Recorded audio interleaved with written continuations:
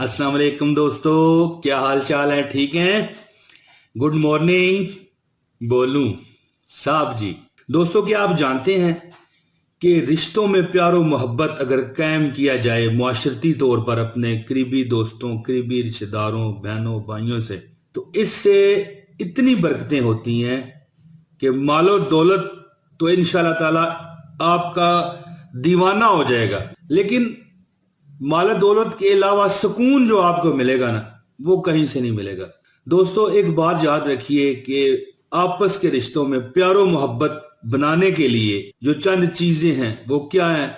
एक दूसरे को सलाम करें, एक दूसरे से मुलाकात के लिए जाएं और आपस में उठने बैठने का मामूल बनाएं। अपने करीबी रिश्तेदारों से, दोस्तों, यारों से मुलाकातें करें, उनके साथ लुत्फ व मेहरबानी से पेश आएं, एक दूसरे को हदिया तोहफा दें, अगर वो दावत दें तो कबूल करें, अगर मेहमान बन के आ जाएं तो उनकी ज़ियाफत करें। ये बहुत जबरदस्त ये दोस्तों सदका होता है और उन्हें अपनी दुआओं में याद रखें। अगर वो बड़े हैं तो उनकी इज्जत करें, अगर छोटे हैं तो उन पर शफकत वाला मामला करें, इनकी खुशी और गमों में शामिल हों, और वो अगर किसी बात पर मदद तलब करें तो उन्हें बेझिझक और खुशदिली से मदद दें, उनके कामों में उनकी मदद करें। एक दूसरे के दोस्तों खैरख्वाह बने, अगर वो आपसे नसीहत तलब करें तो उनको नसीहत करें, एक दूसरे से मशवरे करके आगे चलें, एक दूसरे की गीबत ना करें और एक दूसरे पर लान तान भी ना करें, और पीठ पीछे बुराइयां भी दोस्तों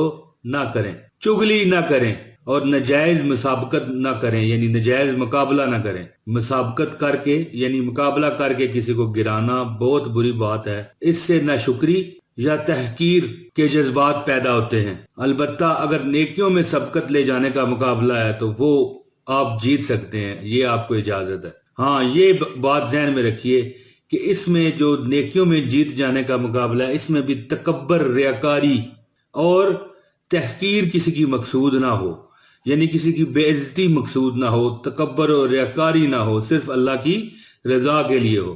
तमा, लालच, हिर्स, इससे बचें। इशारों कुर्बानी का जज्बा रखें। आड़े तिरछे नाम एक दूसरे के ना रखें, गलत नामों से एक दूसरे को ना बुलाएं। अच्छे और बाअदब नाम जो उनके पहले हैं उन्हीं नामों से उन्हें बुलाएं, पुकारें। एक दूसरे की तकलीफों को दूर करें, एक दूसरे पर रहम खाएं और दूसरों को तकलीफ देकर या तकलीफ में देखकर मजे ना उठाएं। अपने से ज्यादा आगे वाले का ख्याल रखें, मजाक में भी किसी को तकलीफ ना दें दोस्तों, और अपने आप को नफा बख्श बनाने की कोशिश करें। एहतराम से बात करें, बात करते वक्त सख्त लहजा इस्तेमाल ना करें और गायबाना यानी पीठ पीछे किसी की बुराई ना करें।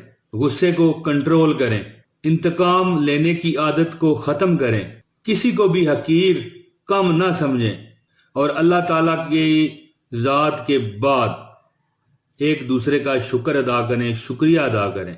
अगर वो बीमार हों तो उनकी अयादत को जाएं, और अगर उनमें से किसी का इंतकाल हो जाए तो जनाजे में शिरकत करें। दोस्तों, ये वो चंद उसूल हैं जिन पर आप अमल करके दुनिया को जन्नत बना सकते हैं। तो दोस्तों, जब दुनिया आपकी जन्नत बन जाएगी तो उसमें माल भी होगा, दौलत भी होगी, पैसा भी होगा, गरीबी टेंशन से निजात भी होगी, और वो सब कुछ होगा जो अपनी दुआओं में आप अपने रब से मांगा करते हैं।